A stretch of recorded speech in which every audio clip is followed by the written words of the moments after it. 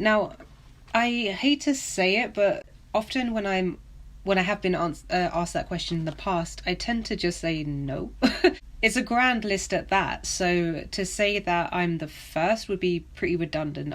And I think it's just important for me to say that when I spoke about where I was from and the area I grew up in, Newham, it was important for me to also let people understand that we were the only Asians within that area, and they're being part of an outside world who wouldn't accept the fact that we existed.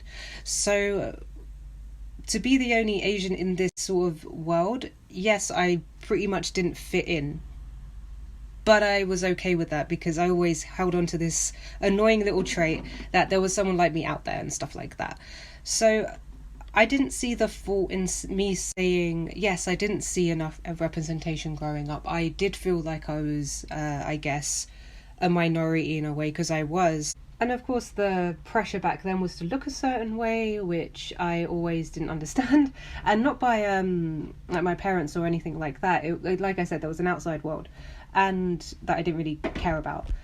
I wanted people to acknowledge that because I know what it felt like to feel that sort of loneliness. The reason why I just wanted to come out here and do that and speak to you about that is just because I saw a post the other day which I'll share in my stories, and it was about a goth girl who was basically highlighting the fact that a lot of the goth aesthetic automatically was adopted by white people, where it felt you should actually read it. Her post pretty much kind of highlighted that for me again, and not in a sort of